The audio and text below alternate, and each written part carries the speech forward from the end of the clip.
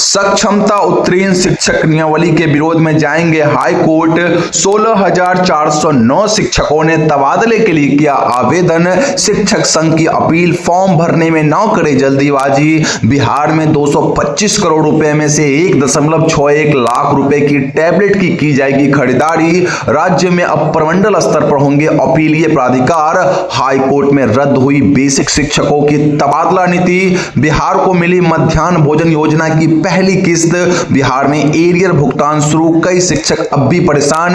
BPSC TRE 3 final result जल्द होगी जारी। वेल दोस्तों, स्वागत है आप सभी का बिहार विशिष्ट शिक्षक के एक अनमोल पेशकश शिक्षा संवाद के एक और फ्रेश एपिसोड में, जहां हम बातें करेंगे दिन भर की तमाम बड़ी खबरों के बारे में। सबसे पहले टीचर ऑफ द डे बनने के लिए Mayank Prakash Satyarthi from Ara and Tanveer Alam from Sheikhpura ji को मेनी कांग्रेचुलेशन। अगर आप भी बनना चाहते हैं टीचर ऑफ द डे तो इस वीडियो को शेयर करके अपने नाम और पता के साथ एक प्यारा सा कमेंट जरूर करिएगा।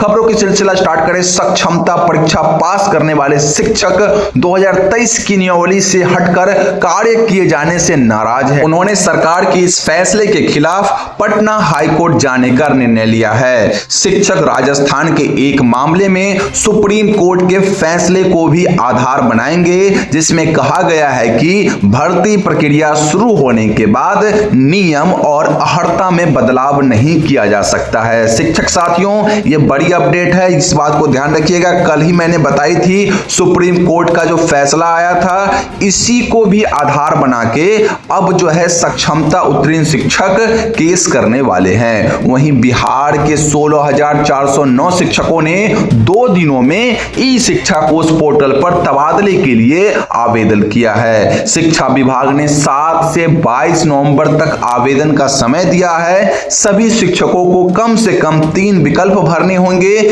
जबकि सक्षमता परीक्षा उत्तीर्ण नियोजित शिक्षकों के लिए विकल्प भरना अनिवार्य है। वहीं बीपीएससी से बहाल पुराने वेतनमान वाले शिक्षकों और नए बीपीएससी शिक्षकों के तबादला वैकल्पिक है। वहीं शिक्षक नेताओं ने सक्षमता परीक्षा पास नियोजित शिक्षकों से 12 नवंबर तक स्थानांतरण फॉर्म न भरने की अपील की है, जबकि अंतिम तिथि 22 नवंबर की है। पटना के गांधी मैदान में आज विभिन्न शिक्षक संघों की बैठक होगी। साथ ही छठ पूजा के कारण सभी मंत्री और अधिकारी अवकाश पर हैं। शिक्षकों को फॉर्म भरने से रोका नहीं जा रहा है, केवल सोमवार और मंगलवार तक प्रतीक्षा करने की सलाह दी गई है। जब स्थिति स्पष्ट हो जाएगी उसके बाद आपको फॉर्म भरना स्टार्ट करना है। साथियों, कुछ और दिन आप वेट कर ले। अभी मैंने देखा कि कुछ शिक्षक साथियों ने आवेदन कर दिया है, लेकिन अभी आपको थोड़ा सा वेट करना है। बिहार के 76,000 सरकारी स्कूलों में डिजिटल कामकाज के लिए 1.61 लाख टैबलेट खरीदे जाएंगे, जिस पर 225 करोड़ रुपए खर्च होंगे। हेड मास्टर और शिक्षा अधिकारियों को दिए जाने वाले इन टैबलेट्स में 1 से लेके 12वीं तक के कोर्स अपलोड होंगे और स्मार्ट क्लासेस चलेगी। टैबलेट की मॉनिटरिंग और रखरखाव की जिम्मेदारी प्रधान अध्यापकों की होगी। जी हां शिक्षक साथियों, मैं आपको बता दूं कि बिहार में 225 करोड़ रुपए के लिए बिहार सरकार से स्वीकृति मिल चुकी है। वहीं इलाहाबाद हाई कोर्ट ने यूपी की लास्ट कम फर्स्ट आउट स्थानांतरण नीति को रद्द कर दिया। कोर्ट ने 26 जून और 28 जून 2024 के शासनादेश और सर्कुलर को भेदभावपूर्ण और मनमाना करार दिया। नीति में जूनियर शिक्षकों का स्थानांतरण कर वरिष्ठ शिक्षकों को पदस्थापित रखने को असंवैधानिक मानते हुए कोर्ट ने इससे संविधान के अनुच्छेद 14 का उल्लंघन बताया, यानी समानता के अधिकार को। जी हां शिक्षक साथियों, जिस तरह से यूपी के हाई कोर्ट ने स्थानांतरण नीति को पूरी तरह से रद्द ही कर दिया, उसी तरह से बिहार में भी एटलीस्ट कम से कम स्थानांतरण नीति में संशोधन तो हो ही जाएगी। अगर आप लोग सही ढंग से केस किया जाए, याचिका दायर किया जाए और सभी बातों को सही ढंग से रखा जाए तो। वहीं बिहार में वैसे शिक्षक जो सक्षमता परीक्षा नहीं दिए हैं, उनके रिगार्डिंग राज्य में जिला स्तर पर गठित अपीलीय प्राधिकारों का अब समापन होगा और इसका जो गठन है प्रमंडल स्तर पर किया जाएगा। यानी इस प्रकार राज्य में 38 के बजाय केवल 9 अपीलीय प्राधिकार होंगे। शिक्षा विभाग ने इसका प्रस्ताव तैयार किया है और जल्द ही इस पर अंतिम निर्णय लिया जाएगा। नियोजित, वित्त संपोषित और और निजी स्कूलों के शिक्षकों से संबंधित विवादों की सुनवाई इन प्राधिकारों में होता है। वहीं बीपीएससी के कई परीक्षाओं का फाइनल रिजल्ट नवंबर और दिसंबर में जारी होगा, जहां पे 69वीं परीक्षा का रिजल्ट नवंबर में आएगा, जबकि कृषि पदाधिकारी और न्यायिक सेवा के रिजल्ट भी इसी दौरान जारी होंगे। इसके अलावा अन्य परीक्षाओं का रिजल्ट दिसंबर तक जारी किया जाएगा। उसमें सबसे बड़ा रिजल्ट जो होगा दोस्तों वो बीपीएससी का टीआरडी 3 का होगा, जिसके लिए शिक्षा विभाग से रोस्टर प्राप्त होते ही रिजल्ट प्रक्रिया शुरू हो जाएगी। जहां तक पहली से लेके